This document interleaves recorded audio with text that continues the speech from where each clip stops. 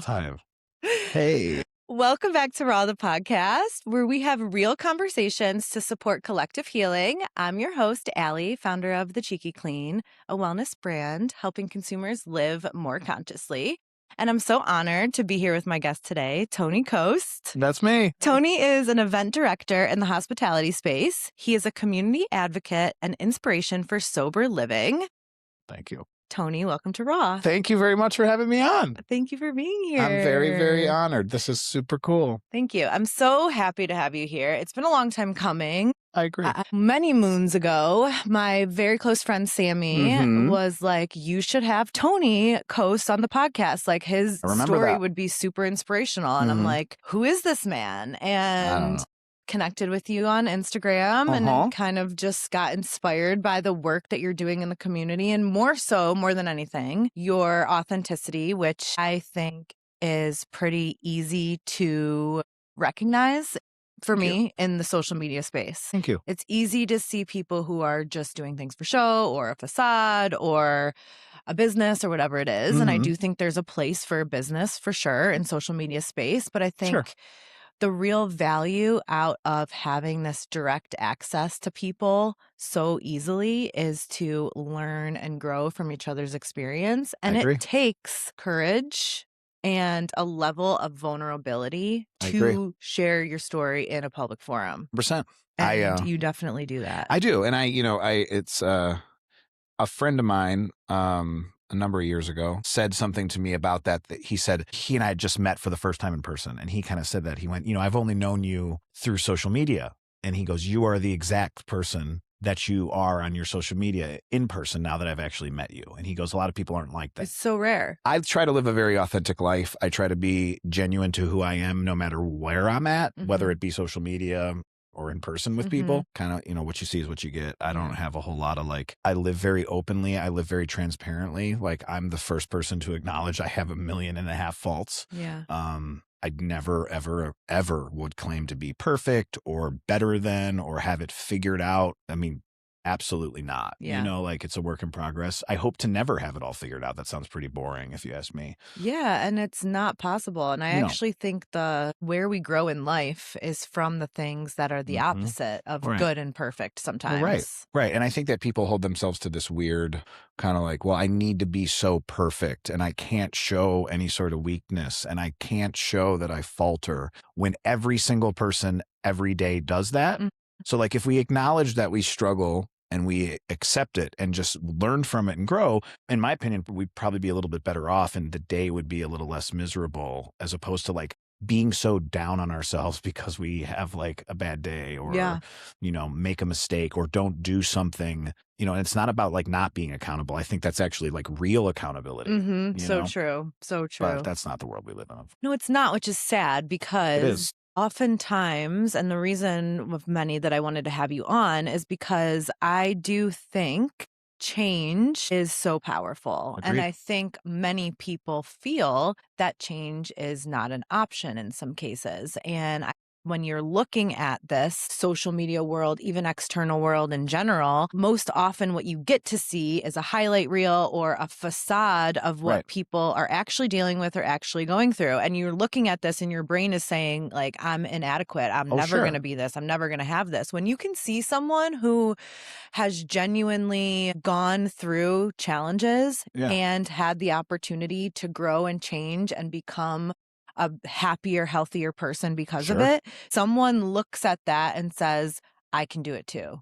I agree. And that's where it's so powerful to share real experience. No, I agree. And I'm glad, you said that's why the social media world or sphere is so damaging because people they hold themselves to these expectations based on people they don't even really know that have access to things they'll never have or are faking the majority of it. Yes. And yet their how they show up in the world, how they treat their partners, how they is all based on junk, the things we get forced to see. And then, we wonder why people are so miserable these days. So true. Why people are so quick to toss away their partners or cut out their family or just say, hey, you know what? Nope, you're out of my life because they follow weird trends and harmful behavior on a blindly. and it's so detached from like your day-to-day like reality of like how you really feel a lot of times. It's so true. Like I use social media because it's there. Mm-hmm. You know, my accounts are private. I don't like search out followers. I'm not interested in that, but like it does allow me to reach people. So that's great. Right. But there have been multiple times and recently too, where I've wanted to just not do it, just like turn it off. But then I do cut off my access to people that I want to have access to. Exactly. I agree. And I think it's something I've struggled with a little bit too, because I've always been really first and foremost with my brand has always been about genuine connection. Yeah. I always say that I have maybe a smaller following than like huge brands, but I know them all.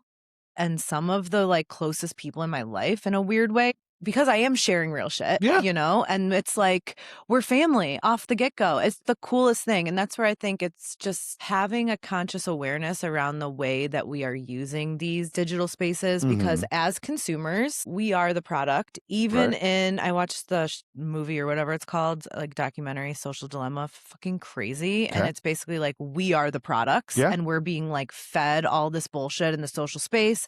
It's making us feel bad. It's making us feel inadequate. It's making us feel like we need all these products and all these things. But it's like really what we need is genuine connection. And I do think there's a way to do that, but it's smaller, it's more genuine, and it's authentic. I think there is a way to do it. Yeah. Because human beings, honestly, I truly believe it, crave interaction with one another. We crave it. We do. And we thrive in it. Yes. We thrive in it. But the problem is, and like this is probably a bigger topic than what we're going to get into, but like I think a lot of it's by design. It is. That's what I mean by like, we're the product. Keeping us separated, keeping us afraid, keeping us angry at one another, even though we don't know one another, is by design. It's because it makes us easier to control, but like nobody wants to hear that. It's so crazy. I feel like the world has become so heavy on the ego and so much less on the like feeling from the heart, moving with gratitude and kindness and love. And that's just so obvious in the social space and on the environment, which I want to get into with you. Like your environment really determines who you do become. 100%. And to like who you sit in a room with is a conscious choice, but it's not always a conscious choice who you're scrolling through and what content you're consuming. And I think people don't even realize how much they're being affected by that. If you hang out with a bunch of thieves, you're probably going to end up stealing something. Exactly. Right. So we're just in the matrix. Well, I mean, honestly, girl, I'm starting to really think that we are. Like, it's wild. Yeah. I try to like keep it level with everyone because it does freak people out. What, the Matrix? Yeah, when you just talk about the fact that like everything is an illusion, all that's actually real is what's inside you. And people, and how many people are really spending time in stillness and with themselves? Very few. So it's like you become this like product of whatever you're around externally, and that external environment is being curated in a very specific way to reach us as consumers as the product. So it's like it is a matrix when you get down to it. Oh, like, absolutely. We're living in this facade. Yes. Especially for not like really grounding in ourselves. So I actually think it's cool that you have private accounts, but you are so passionate about doing this like genuine connecting, real advocacy work. And I think you'll reach people in other ways just by genuinely being yourself. So first off, what are you... Tell the crowd here a little bit about what you do currently in the hospitality space. So like you mentioned, currently I'm the event director at Cordelia, which is a restaurant downtown East 4th. If you're not familiar, maybe you are. If you're a Clevelander, probably. Yeah, I work for Andrew Watts and Vinny Semino, Chef Vinny Semino. He's the chef partner, and then Andrew Watts is our proprietor. I've known them, throughout the industry my whole career. We never worked with or for each other, just kind of knew of each other. Got it. We all worked in kind of the same. It's surprising that none of us did, but about a little under 2 years ago, they were looking for an event person. Someone that had been with them since the very beginning decided that she wanted to leave to go kind of like pursue some other opportunities. And I saw the post, and at the time I was working at a brewery for my buddy Andy, immigrant son, which I loved. I loved my job there. It was great. It was tenant bar, something I love. And working at B. Riley, which is a LGBT-focused treatment center that my buddy Tony started many years ago. And I was happy. Like, I didn't need a job, but I saw the opportunity and I wanted to kind of reignite that part of my career. So our chef de cuisine, Adam, was a friend through Sobriety. I hit him up. I'm like, hey man, what do you think? How is it over there? And he was like, dude, please come work here. Like you would fit in so well. I think you would be great for the role. And that's as much as I've been an industry person since I was a child. Like I've been in the food and beverage industry since I was a kid. Yeah. I had been general manager. I've been operations. I've been a bartender, server, all the things, right? Dishwasher, all you name it. But I had never actually worn the hat of doing events solely. And I was like, wow, what a cool skill set. Like I could probably be really good at this. Shot my resume in, just like, which is, I've been fortunate in my life, in my career. I've always known somebody, so I've been able to like kind of not even do that whole process. Hey, I saw you're hiring. Yeah, dude. Oh, you're hired. Okay. But I did it the old fashioned way. I did it the right way, Right. quote unquote. Sent my resume in and got a call back, which I was surprised because I never assume anything. Who am I? And again, like you said, it was kind of different than what you've done in the past. Yeah, I'm sure there were 1.5 million great candidates that Right. wanted that job. Totally. It's a cool restaurant. Just kind of ended up being a perfect fit. It did. And, it did and then some. I'm really proud of the work I do there. I love the team. It's a lot of hard work and it's not necessarily always easy, but it's fun at the same time. Yeah. Job's fun every day. But this is probably the job where I've felt the most pride. I love what we do. I love what we're about. I love where we line up even outside of the hospitality space and like the work we're involved in that. And I get to be a part of, helping with a lot of that stuff. That's really cool. Yeah, it's a cool job. But you've spent the majority of your professional career in the restaurant space? Correct. Yes, I've been doing it since I was a kid. Since you were a kid. Wow. Yeah.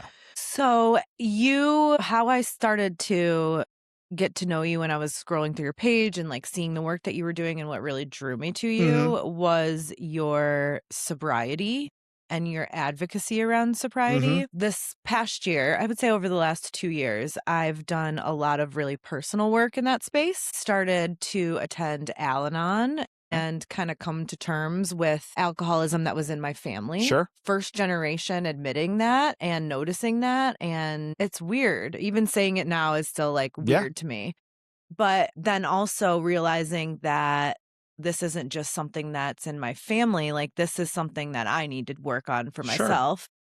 And a couple years ago, after I went on this meditation retreat, I really realized that I was, unhealthily using substances to numb grief, navigate life, like take away the pain, like all the things. Such and as it to be was human. my top priority. It was not healthy anymore. And becoming a point where I was realizing that I wasn't allowing myself to feel the things that I needed to feel. And until I allowed that pain and that grief that I was numbing for so many years to actually process through me, there was going to be no chance for healing. So while I wouldn't say I was like a non-functioning addict, I was completely suppressing these really painful experiences that until I worked through were ruining my life. Oh, yeah. Because I was angry, rageful, completely unconscious to this way that I was living, and started to like realize that, okay, yeah, I'm like able to not maybe be like physically addicted to this. But then I was like going through this process where I'm like, friends that I used to hang out with were in this same kind of vibe. Like everything started shifting. And I found like a 12-step program and was so illuminated to this new world of talk about judgment-free space where people are just helping each other heal and being there for each other in an authentic way. And not a lot of people talk about these types of programs or sobriety in general. It's still kind of this like stereotype thing. So the way that you were speaking so openly and freely about it and really genuinely, I was very drawn to. Well, thank you. What you talked about is kind of the trap of it, right? Like society does a very bad job of leading us to believe that, we talked about this a little bit when we started chatting, that like struggling is somehow a flaw of yours, right? But if you look at everybody every single day, everybody's struggling with something, right? To live life is to struggle. And I don't say that in like a doom and gloom, like sad boy kind of way. Like it's just a fact. Like you're going to struggle in life, right? And we get taught, I think at a very early age, not intentionally. I don't think anyone's parents are handing people bottles of booze or drugs and saying, hey, you get used to it because you're going to do this. But in a way, that's kind of how it shows up. Because life's hard, so go have a drink, right? Like if you think about how people separate themselves from the things that pain them, it's normally with drugs and alcohol. right? And it doesn't start out with a desire to become an addict. You just become one, right? Eventually, if you have that sort of, if that's how it's going to work out for you, that's normally how it works out. I mean, in my case, both of my parents had substance abuse problems. My mother was an alcoholic. My father drank his fair share as well. And, I kind of just fell into it. And I started drinking at a young age, started using drugs at a young age. And before I knew it, I had a lot of problems. Yeah. And then you throw me into an industry that a lot of times is very much filled with that sort of behavior. Right. It's getting a lot better, but I kind of really didn't have a chance. But once again, I never set out to be an alcoholic. I never set out to almost drink myself to death. That's just what happened. And I was too unaware to really hold myself accountable until it was almost too late. I think that it's important for me, at least, to speak the way I do about my struggle with my addiction, because I don't want anybody to ever feel the way that I did. Yeah. I had 1.5 million friends, but I felt utterly alone because I was so sick. And, you mentioned change. The idea that I could even separate from that and change my life was agonizingly impossible to me. Yeah. There was no way. Everything I knew, like you said, your friends are going, all my friends drank. Everything I did involved my drinking. Professionally, personally, drinking was involved. So woven into our society. Absolutely. Oh, And especially even- alcoholism. And I would say you're Or exactly drinking. right with like it getting more normal, like sober living and like Yeah. even, non-alcoholic beverages being a vibe now and things Right. like that. But in general, still, it is so much more societally accepted to have drinks. And the way I was raised, it was like to party, to have fun. It includes drugs and alcohol. Oh, 100%. There isn't a... And it probably already always will. Right. And that's fine. But there also, I think, needs to be societal acceptance around not doing that too. Well, sure. And I think there also just should be reality about what it is. And what it is. Right. Like, let's be honest about what we're doing here. It's so true. Like, I don't care. Like, if you want to drink your face off into smithereens, go ahead. That's none of my business. Right. Am I going to sit here and tell you it's a good choice for you if you ask? No, but I'm also not ever going to be like, you're doing something wrong. Right. Choose to live your life as you see fit. If you want to get high and get drunk, go ahead. Yeah. I don't think it's a healthy way. It almost killed me, but I can't decide that for you. Yeah. And like in the work that I do now and in the communities I function in where we do talk about sobriety and wellness and things like that, I never try to preach to anybody or tell anyone that my way works better or follow my path, because my path is my own. Right. I don't want anybody to follow what I did. Right. I fucked up. When I look at my life and some of the things that I'm not proud of or unhappy with how I showed up, some of those were in my early sobriety because I was still very sick and unwell. There's this big conversation going on in my support group right now, and a lot of the people that I talk to throughout the country in like our space about the idea of sobriety versus recovery, right? Like you get sober and then that's when recovery starts. Yeah. Because you're still really unwell. Yes.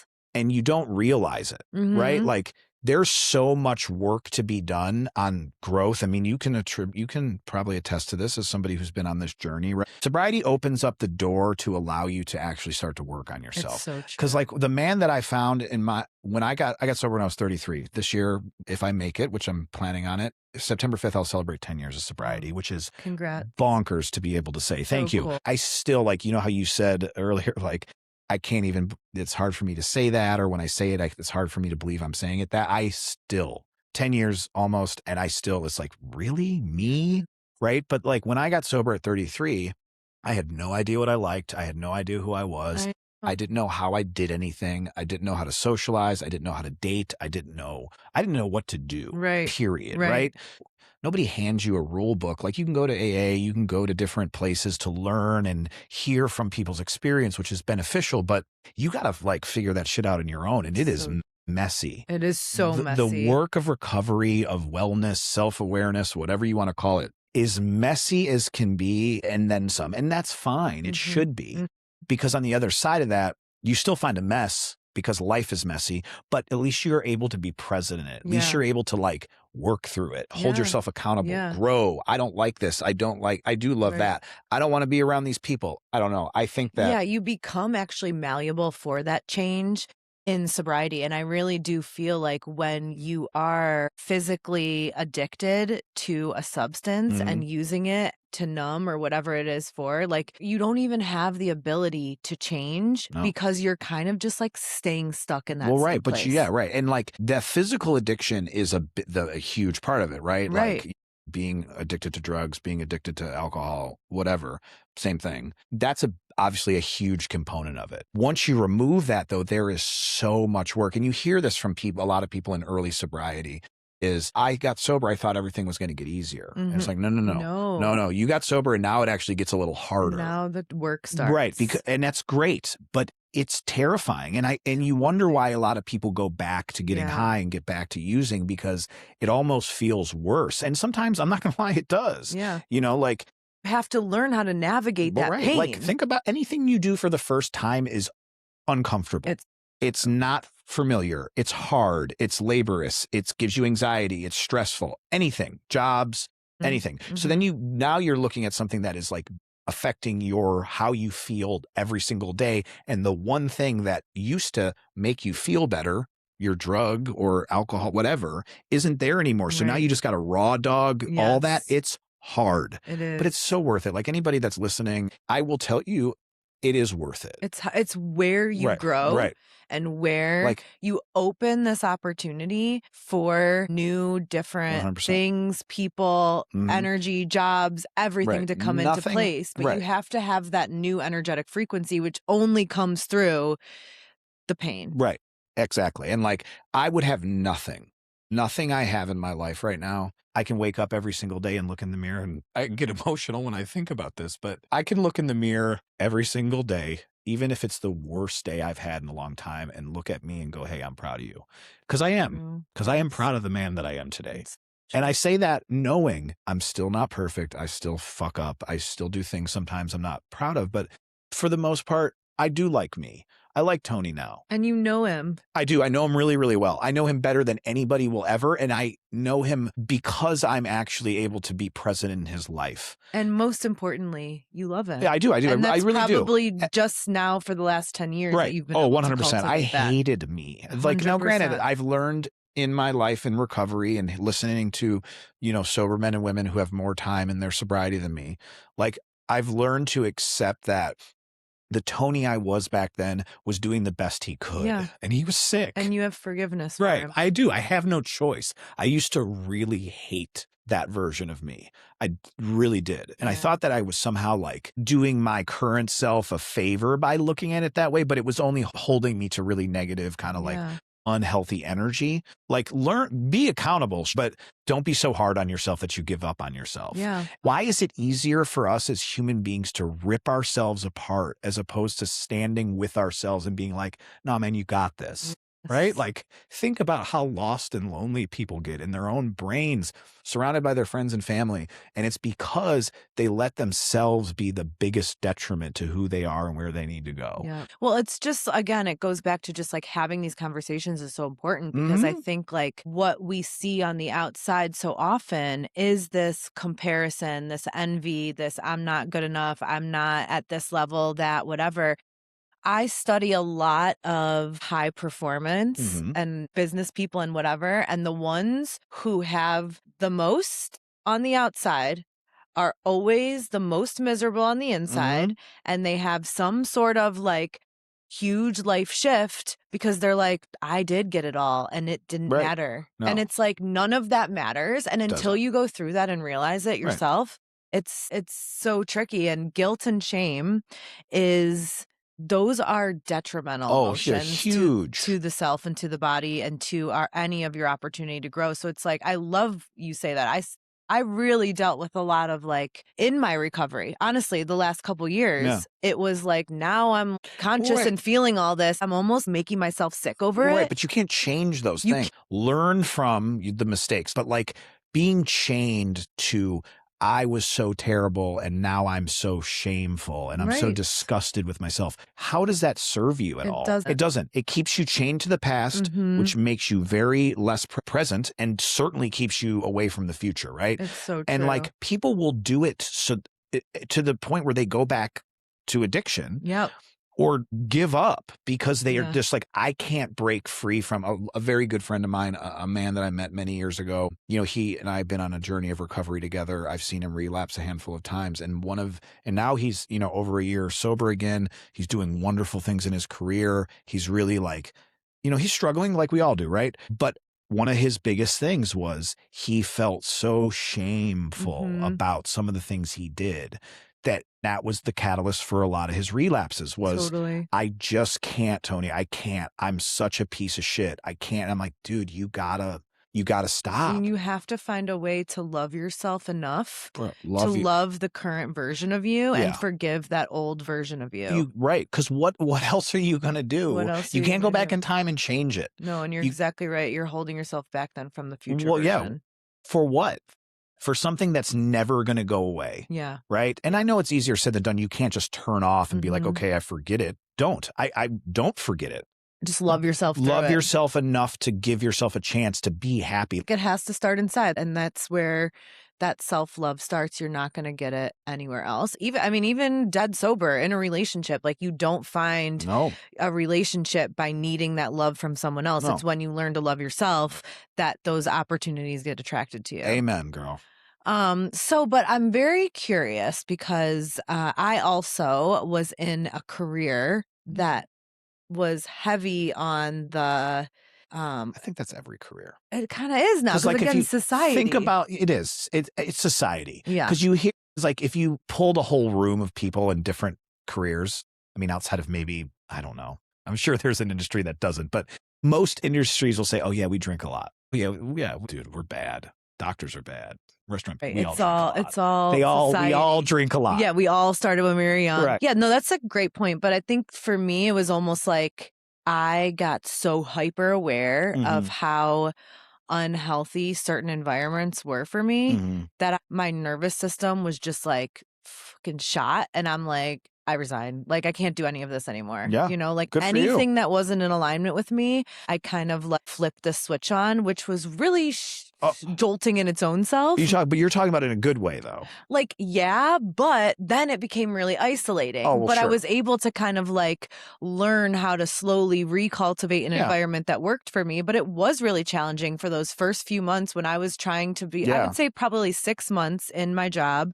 I was like so hungover the next day after this like entertaining at the Cavs game I did the night before. And it's like, you know, so for the next 6 months, I think it was kind of this like prep for me leaving because I was changing so much. And it's like I was no longer doing the late nights. I was like leaving my colleagues. I was going home. I was like suddenly becoming this black sheep in my peer group because I was starting to live different. And that's when I was kind of like, maybe this isn't right for me. It was like all clarity coming forth. But then once I did leave, I think I had more of an opportunity to focus on my healing and only being around people that I felt like were going to help me grow in that way. But not a lot of people have that opportunity. And for yourself, right? Like you're in the restaurant industry. You're at this point where, and please tell us a little bit about like what that rock bottom looked like for you, if you would. Sure. And what made you go on this sobriety journey and how in the restaurant space you continue to navigate that without changing your entire environment. I got you. I can answer all that. So I, like I mentioned, I, grew up in the industry. My mom was very active in the Cleveland restaurant industry. It was just kind of something I was naturally good at. Busboy, server, assistant, whatever you want to call it, at a young age. And then I worked my way up, started serving tables. I was always just kind of in the industry. And then I, at a very young age in my early career, had the pleasure of waiting on this big wedding reception for this guy, Tony Anselmo. It was his wedding, and Michael Simon, local chef, but big celebrity, awesome dude. He was one of Tony's groomsmen.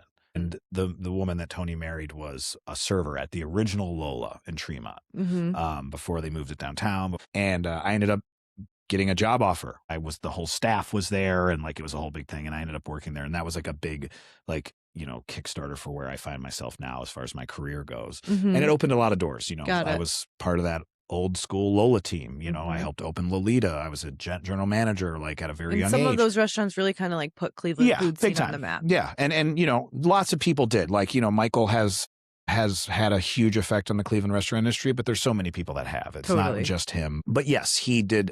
Anyways, him and Liz, his wife, help shape my career. But I ended up having to leave Mike's Island restaurants because of my drinking. So even after that, I kept drinking. My drinking got worse. It got embarrassingly worse over the years. My rock bottom. So you're losing jobs over your drinking. Oh yeah. And falling ass backwards into other jobs because I knew people.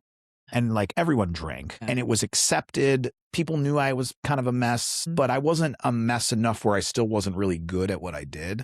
I still could carry a good conversation. I was a pretty good bartender. I knew the industry. I knew a lot of people. And, at the time with me came, regulars and like someone who, as long as you could keep his shit together for the most part, he can be an asset to your business. But it always ended up catching up to me, and I would either quit or, for a while there, I was kind of like job hopping, which is kind of embarrassing. So was it a situation where you were more so just like a wild card when you would be drinking, or were you drinking, like by yourself alone? Oh, I drink all the time. Too? All the time. Like before you would go to work? That was one thing I didn't do. No, because I would most of the time drink at work. Right. Not beforehand. And it was kind of a situation where you would work these late nights, right? Sleep in. Yeah, not at Lola necessarily, not for Mike's Island restaurants, because that just wasn't a part of the culture, at least not for me. But I would get so trashed after work. Got it. Sometimes during, like at the end of shifts, that's when the mistakes would start to happen. But then I started to find myself in places where it was like socially acceptable. Right, it was so part you of were the kind culture. of justifying it in your head, maybe of being like, this is just the business. It was, and then after a while, I just didn't care. Right. I just didn't give a shit. Like I was like, this is, and it kind of both. I viewed it both ways. I didn't care, even though I was also very embarrassed about like how bad I had gotten. Got it. I also wasn't able to have that sort of like actual real conversation or truth with myself. Right. Because like to admit it would then like bring it to light. Right. And then I would have to maybe do something about it, which I didn't want to. So you're just like, again, using it to numb those it was feelings. just a cycle. Yeah. I was an alcoholic and that was fine. Yeah. I didn't care. Like I'll be dead by the time. It doesn't really matter. Who cares? I'm going to be I'm a drunk now. I'm going to be a drunk forever and give a shit. Like you were aware it was a problem, but you didn't want to face it. But I didn't want to face it and I didn't care. I thought it was funny. I thought it was cool. I, would make jokes about it, but it's like, wow, what a funny thing. You're killing yourself. Ha ha ha. But yeah, so my rock bottom, I was working at a wine bar in Rocky River for two gentlemen that I had known for a very, very long time through the industry.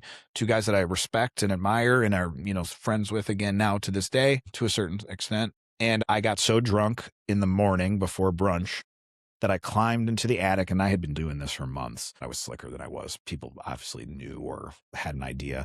So like there was like a crawl space storage, and I would go up there when I would get real drunk and like sleep for a little bit, like sleep it off. Real is embarrassing shit. But I went up there and I passed out, and this time I just didn't like wake up because I was so drunk already. So drunk from the night before, and my routine is I would get in and rip a couple shots to like get level before my team got there or just to get through the shift, and then I would drink all day. But I overdid it, slept however long, I don't even remember. And a woman that I'm once again friends with again to this, or still friends with to this day, who worked for the company at the time, woke me up.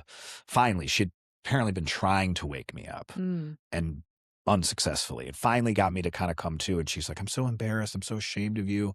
I'm like, yeah, girl, welcome to the club. Like, me too.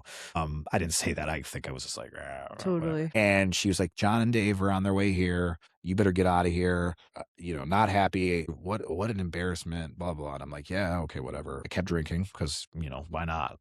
I just lost another job in an epically embarrassing way. No way to like explain this one away. Hey, I just didn't get along with them. No, that's not what happened. Like there was no way.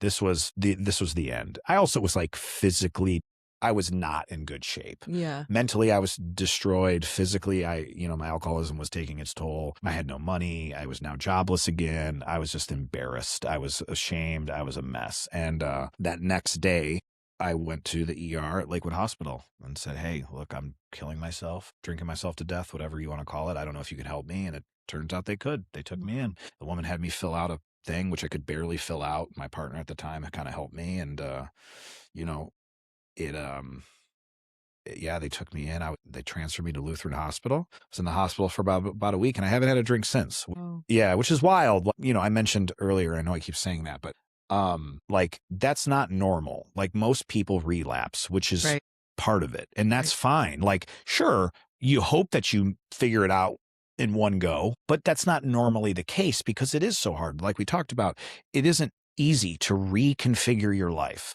It isn't a simple task to all of a sudden remove something that is such a big part of who you are and expect you to just figure it out. Nobody really does that. I was really, really fortunate. What about that time do you think made it so like you were ready to embark on this recovery journey? Because to your point, maybe there's times when people realize like I'm killing myself physically, but they may not be ready to go through what it's going to take to actually stay recovered. I don't know. I wish that's a question that comes up sometimes. The question I ask myself, I don't know. I don't know why. I mean, outside of like, I just didn't want to die. I wanted better for myself. I was tired of being ashamed.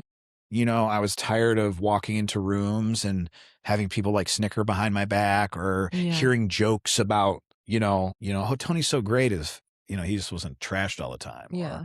I do think there's also what I'm sensing is that obviously you're still in this restaurant industry. And I do feel like there is a real love for that industry that you have. Well, big time. And I love it deeply. Maybe there was this part of you that knew that you weren't going to be able to do it anymore. Like that was kind of almost like last straw. Like if you want to actually have this like creative career in this space, you have no choice. Oh, yeah. I mean, it was anything though. Like, yes, I knew that was it. Like there was like I explored other career paths after I got out of detox and I went home and like proved to myself, day after day, week after week, month after month that I could stay sober. I did. I was like, man, I can't go back to working in a restaurant. Right. Like, yeah, no you way. questioned that for sure. Yeah, no way. Like, absolutely not. Because I'm going to step back behind the bar. I'm going to start drinking again, whatever it was. But ultimately, I ended up going back, to restaurant work because that's just what I loved. And that's, shout out to my dad, mostly his doing. How long was that like break you took? 3.5 months. Because I was terrified. Like, I almost didn't even leave the house.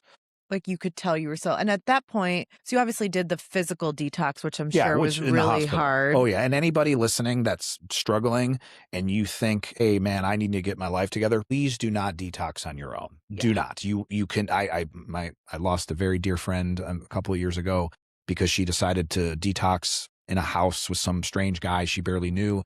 And she died on the floor of his kitchen. Because what does like the hospitalization detox entail really? Well, I mean, I'm not a doctor to really know exactly, but you're monitored. They hook you up to, I think they give you Ativan. They give you like IVs and stuff because the withdrawal from physical like addiction to alcohol, it can kill you. Your body starts to shut down, especially when you rip away the alcohol in your body. And like, that's where I was at. So physically dependent. Oh yeah. It's like, it shocks your body and you literally can die. Yeah. I've had it happen to people I know and it's terrifying. I was aware enough to know that. So yeah, I mean, I was like hooked up to 1 million different heartbeats, all kinds of stuff.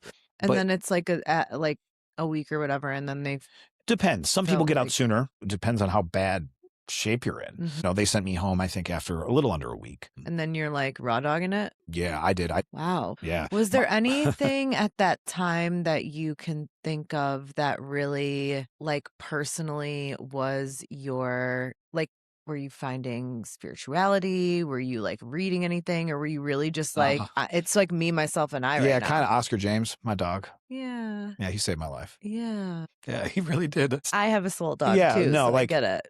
Oscar saved my life. Like I firmly believe that if he hadn't been there in those early days, I probably would have drank again. I mean, every day that little dude was there and like, he's still there. He's still alive. He just turned 10, and he's getting older. And like, I don't, there's part of me that like, I've joked around and said like, I just want to die when he does. Like, I don't really want to die.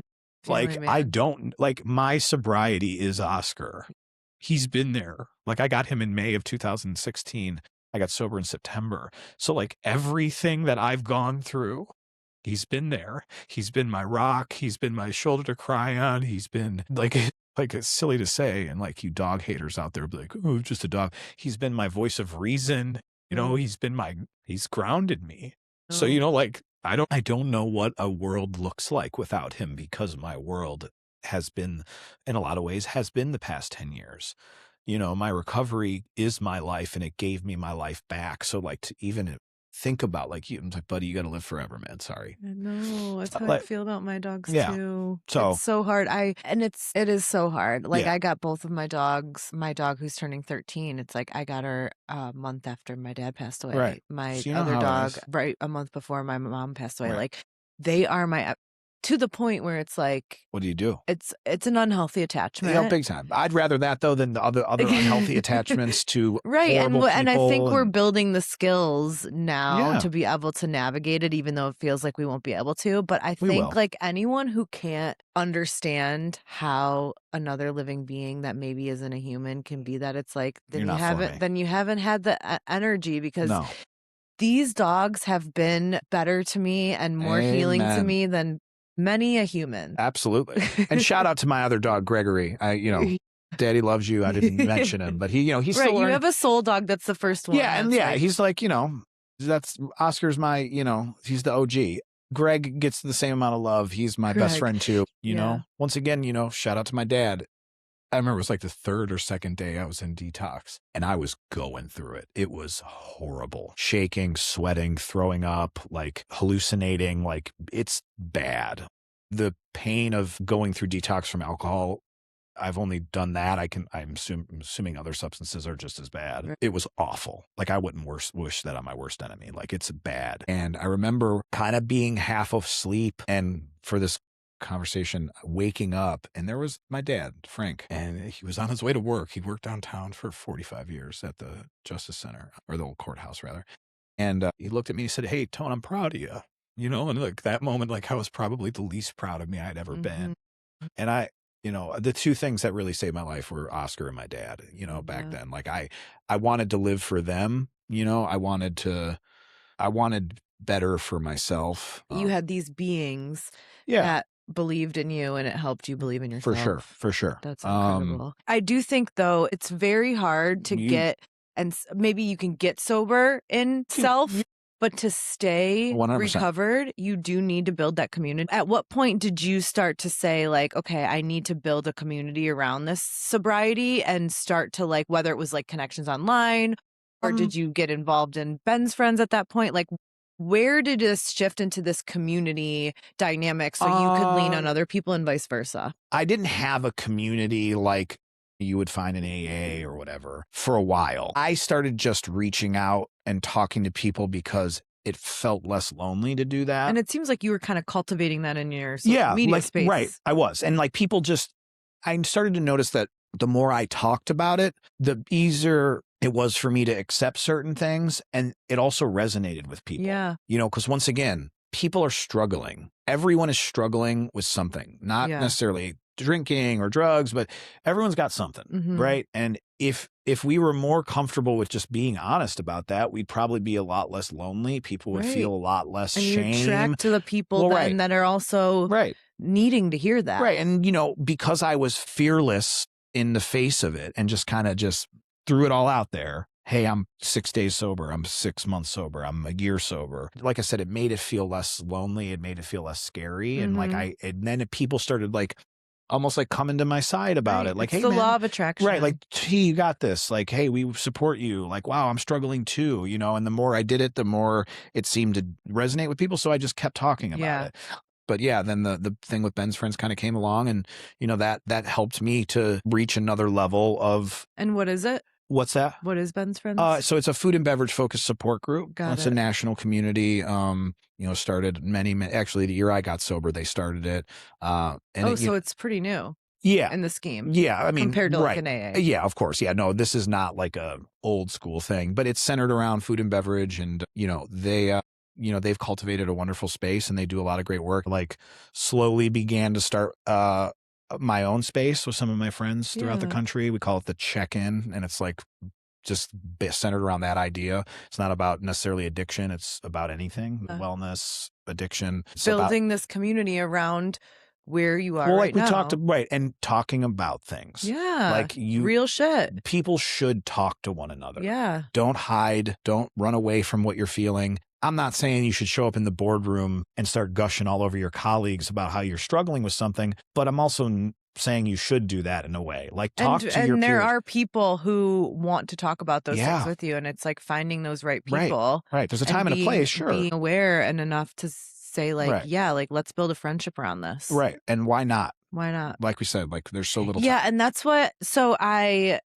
like the 12-step programs were the first place that I ever saw this community around it. There is value in, having more of these kind of like just genuine, authentic friendships and groups of people talking about real shit. You don't have to solve each other's problems. You Nope. just have to be there to listen and know that they don't have to go through it alone. Well, right. And that someone else has probably been through it too. Yeah.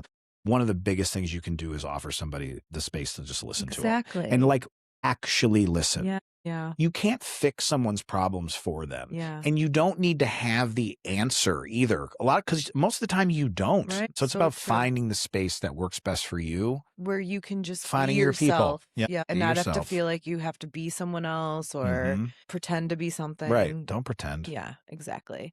So have you had any moments getting back into the restaurant space that have like tested you a bit now as your new self? I mean, yeah. I mean, wife tests me all the time. But as far as my drinking goes, no. Yeah. When for some reason, Like you're rooted deeply in your I don't know, sobriety. like, and I don't take this for granted. There are moments all the time where I'm like, man, it would be cool to have a drink, or look, they're having fun sitting on a patio. Like, that sounds fun to have like a glass of wine. Not because I want to do it, but Right. like, it's cool to see people socializing and like, it'd be great to go on a date. God forbid I ever do that again, but, and like have a glass of wine, or get a cocktail with somebody, but it's not worth it, and it's nothing I would ever do. As far as like moments where I've been tested, where I really felt like, oh my God, I really have to tap into my sobriety because I might drink right now, there really hasn't ever love been that. anything.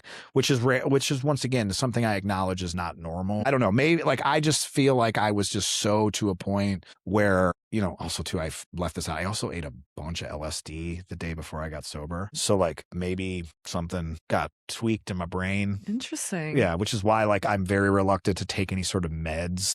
Like I do very much raw dog life. I am on no meds. I don't smoke weed. I don't do anything. I just suffer and have a little bit of joy. Well, because I think this is what I've found, is there's such power in suffering. Yeah.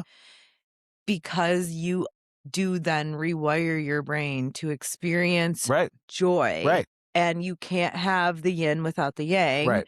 So it's like you can numb all you want, but you're never going to get to that like happiness that you're looking for then. Right.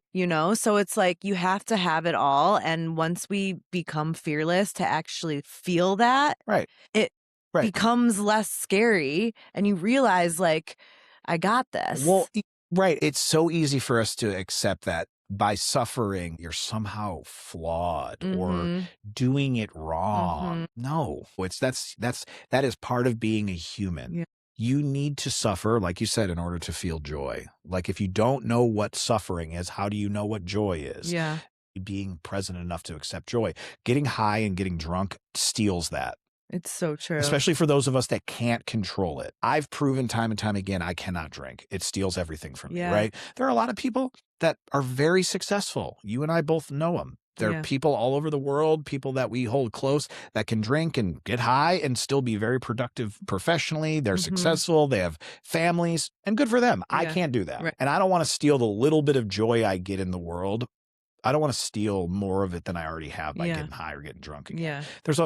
There's a episode or a interview that Anderson Cooper did with Steve Colbert a while ago where they're talking about this. And like Steve Colbert is really Catholic, very religious, but like, and a lot of what he speaks about in this interview is about that. But there's a point in the interview where he talks about, what does he say? I always butcher it, but it's something like life, something about suffering and about how life is to be human, is to suffer, or something so like true. That. But it really is like, you're not going to ever, there's no one in the world that isn't going through something every day or every couple days. We all have struggles. So like, why not just be honest about it, embrace it, and get through it together? Totally. And the purpose is to grow and change and evolve. And that does not happen without pain and suffering. No. It's just how it is. And the longer we avoid it, the longer we're avoiding the opportunity to really feel peace and joy and love. Yeah, I felt more peace in my life and my recovery than I ever did any time before that.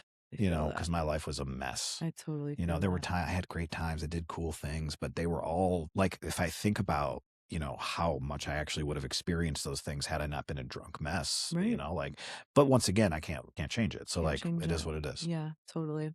So are there any resources that you would say are ways that people can, like, if they're at this point where they're feeling like they hear this and they're kind of like, you know what, like maybe I do need to like consider sobriety. Well, yeah, Like I mean, what would you say are some resources that could help well, I them mean, do it in a way that they don't feel alone? there's AA meetings all over the place. You know, this recovery spaces look so much different now because there is so much conversation about wellness and recovery, and sobriety is a big thing people talk about. You know, I would say, you know, it's hard to really say what is the right resource. I would say if you are looking at, if you do feel like you need to make a change, really examine what that means to you and what that looks like. I would say that it's a trial and error, just like anything else. You know, Right. you're not going to find the right therapist the first time. Yeah. You know, You're a believer in therapy. oh, big time. I go once Yeah. a week. Nice. Yeah. Shout out Ebb and Flow Counseling in Lakewood. Yeah, Cool. my therapist is amazing. I love Yeah. Megan. And the woman that started Ebb and Flow, Rachel, I mean, that woman saved my life. So therapy's been big for you. Oh, big time. Yeah, I cannot advocate more for therapy. Traditional talk therapy. Sit there, talk. We talk Yep. for an hour, sometimes less, depending. Love that. But yeah, like, you know, I didn't grow up in a household where we did that kind of stuff. You know, therapy, all that stuff was like, you know, no way. But yeah, in my early sobriety, I think probably, I don't know, a year and a half, 2 years in, I started going to therapy once a week. You know, I lost my health care. I couldn't go. But like, I went for a long time and it really did. It saved my life in a lot of ways. Like, it allowed me to really work through some stuff. Yeah, I mean, there's AA meetings everywhere, in person, online. You know, there's so many different avenues depending on what you do. You know, AA meetings, support groups for people in this industry, for, you know, people in the LGBT community. You know, there's lots of resources. It's about finding out which one lines up best for you. Right. And don't give up. You know, if this is really a change you want to make, understand and acknowledge it's going to be hard, but don't give up. Like, it'll give you the biggest gift you could possibly get, and that's yourself back. You know, like, that's what I got from my recovery. My sobriety gave me back. And that in turn gave me a life that I'm proud of, you know? And like, listen, I'm sure I'll get dealt shitty hands. Like, you know, lots of things can happen, you know, like, but I know that no matter what, as long as I stay sober and I continue down my path, I'll be all right. You can navigate anything. I can be all right. Like, if I, you know, for some god awful reason I lost my job tomorrow, like, oh, well, you know, like, it would suck. Yeah. Sure. Like, my biggest fear was losing my job. And then I was like, fuck it, I quit. Yeah, like, I love my job. I love what we do. And I would be very surprised to have that happen. But like, if it did, like, okay, like let's go. You now are like rooted and grounded in yourself where you're like, I can navigate. I'm not living in such fear and scared of what life is. So much fear. And I think a lot of addiction comes from fear. Oh, big time. Fear and resentment and this negative energy that we carry with us that we aren't even noticing sometimes. Lots of fear. Afraid to change. Yeah, afraid to love yourself. Like I said, if I'm a drunk now, I'm a drunk forever. Is there anything on like a daily habit type thing that you do that you feel like really roots you into yourself and loving yourself? Make my bed. Make your bed. Make your bed every morning. And hang out with your dogs. Yeah, make your bed every morning. Yeah. Don't leave your bed. Don't leave your house a mess when you leave. So true. I mean, it's simple as it is, but if you can do that, you know what I mean? Yeah. Like, at least you can say you did that. Yeah. You know? Like, I think a lot of times people, like, they look at these big, like, macro things that they need to accomplish in order to feel, like, successful in the day. Just get up, brush your teeth, make your bed. So true. You know? Pet your dog or water your plants. Like, do the little things first and stop expecting you to change the world every single day you open your eyes, because you're not fucking gonna do it. Yeah. You can only change your world. You can control what you do. Change yourself. So then that's a big part of like my life for me. I try to wake up and be as genuine as I can. Try to be as authentically Tony. Am I perfect? Absolutely not. But I know that me showing up in the way that I do, that I can affect at least the world around me, and I'm happy for that. Yeah. When you change yourself, you change your environment. And you do change the world. Amen. And it's possible. It is. And thank you, Tony, for sharing your story. Yeah, that was You fun. are very inspiring. And if there are people out there who are struggling with sobriety or like looking for a friend to talk to, like, is your DMs open? Oh, always. I mean, I'm always down. People can hit me up, you know, like, I would rather somebody reach out to me, a stranger, or anyone they feel comfortable. Like, we talked about this, you know, people like interaction with other people. Yeah. You know, like We are meant to interact with each other. Yeah, I would do this all the time. I'll open up my phone line to somebody that I don't know if they're really struggling. So yeah, hit me up. We've evolved so far away from this community-like environment that we're meant to be as humans and a species. Yeah, and there's like, we have my group, the check-in, like I mentioned, is thecheckin.org. We have meetings there. There's only 3 a week on Zoom, Monday, Tuesday, and Friday nights, but we're working on growing it. It's a pretty organic thing. You know, I'm pretty busy. Everyone involved's pretty busy, so it's hard to like just like start this big thing and like. Right. Can I put that in the show I'll notes? send you the thing. Yeah. Okay. And what's your Instagram that people could reach out? Tony and Oscar James. Mm-hmm. Yeah, Tony _ Oscar James. I shout out my other dog, Greg. I Sorry, know, dog. poor Greg. Well, but that Instagram's been around forever. Like, I can't just change it. You know how that goes. I know how that goes. And people do give me. I actually thought your name was Tony Oscar James. No. It's Tony. Oscar James is my amazing companion. And then little Greg, you know, people give me grief about that all the time. They're like, how come you don't give any love to your other dog? And I love him. No, but he's got to earn his way. Yeah. You don't just come along and take Oscar's space. How old's Greg? 2. Oh, he's a baby. Oh, yeah. And he is such a puppy. He's all over the house, springing like, beer. He's an English Bulldog Shar-Pei. Sweet. He's adorable. Yeah, mine are 10 and 12. Yeah. So they're both senior citizens, but they're going to live forever. They sure are. Mm-hmm. Love Tony, thank you for coming on the podcast. Anytime. If you guys like this episode, please like and subscribe at YouTube, Spotify, and Apple. You can follow The Cheeky Clean and shop Clean Collagen. Tony's going to be taking daily. I am. 1 scoop. I promise. Because it's one of those things when it gets back to daily habits, you don't need to do all the big shit. Amen. All you need is 1 scoop a day. One You're scoop covered. a day. I'm going to film it. My progression. You can buy it at Shop Conscious Cart. And please come back next week. We'll see you soon. Yep. Thanks, Tony.